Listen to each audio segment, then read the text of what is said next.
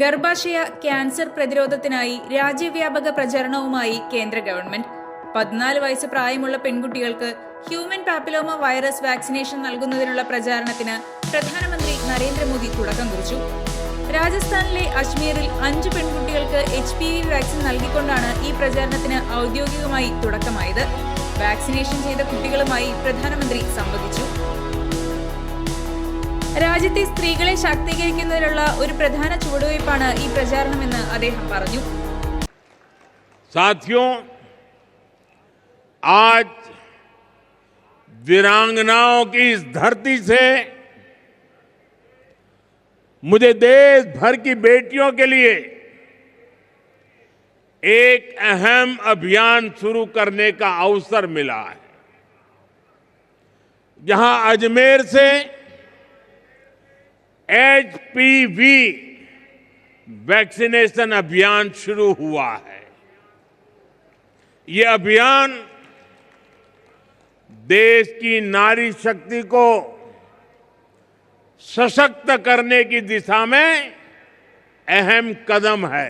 സംസ്ഥാനങ്ങളിലും കേന്ദ്രഭരണ പ്രദേശങ്ങളിലുമായി 14 വയസ്സ് പ്രായമുള്ള ഏകദേശം 1.15 കോടി പെൺകുട്ടികളെ ഈ പരിപാടി ലക്ഷ്യമിടുന്നു. നിർദ്ദിഷ്ട ഗവൺമെന്റ് ആരോഗ്യ കേന്ദ്രങ്ങളിൽ വാക്സിൻ സൗജന്യമായി നൽകും. ആയുഷ്മാൻ ആരോഗ്യ മന്ദിറുകൾ, കമ്മ്യൂണിറ്റി ഹെൽത്ത് സെന്ററുകൾ, ജില്ലാ ആശുപത്രികൾ, ഗവൺമെന്റ് മെഡിക്കൽ കോളേജുകൾ, ആശുപത്രികൾ എന്നിവിടങ്ങളിൽ വാക്സിനേഷൻ നടത്തും. വാക്സിനേഷൻ സ്വന്തം താൽപര്യപ്രകാരം സ്വീകരിക്കാവുന്നതാണ്. വാക്സിനേഷന് മാതാപിതാക്കളുടെയോ രക്ഷിതാക്കളുടെയോ സമ്മതം ആവശ്യമാണ്. ഇന്ത്യയിലെ സ്ത്രീകൾക്കിടയിൽ ഏറ്റവും സാധാരണമായ രണ്ടാമത്തെ ക്യാൻസറാണ് സെർവിക്കൽ ക്യാൻസർ. ഗ്ലോബോക്യാൻ 2022 ഡേറ്റ പ്രകാരം പ്രതിവർഷം 1,20,000-ലധികം പുതിയ കേസുകളും ഏകദേശം 80,000 മരണങ്ങളും ഇതുമൂലം സംഭവിക്കുന്നു. ഹ്യൂമൻ പാപ്പിലോമ വൈറസ് അണുബാധ മൂലമാണ് മിക്കവാറും എല്ലാ സെർവിക്കൽ ക്യാൻസറും ഉണ്ടാകുന്നതെന്ന് ശാസ്ത്രീയ തെളിവുകൾ ചൂണ്ടിക്കാട്ടുന്നു.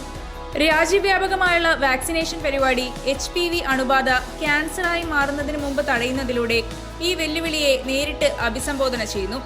ഇന്ത്യയുടെ ദേശീയ പരിപാടിയിൽ വിവിധ വൈറസ് വകഭേദങ്ങളെ പ്രതിരോധിക്കുന്ന ഗാർഡാസിൽ വാക്സിനാണ് നൽകുന്നത്.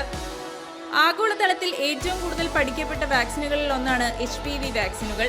2006 മുതൽ ലോകമെമ്പാടും 500 ദശലക്ഷത്തിലധികം ഡോസുകൾ നൽകപ്പെട്ടു.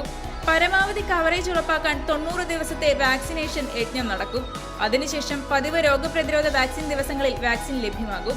രാജ്യവ്യാപകമായുള്ള HPV വാക്സിനേഷൻ പരിപാടി സേവനാധിഷ്ഠിത ഭരണത്തെ പ്രതിഫലിപ്പിക്കുന്നു.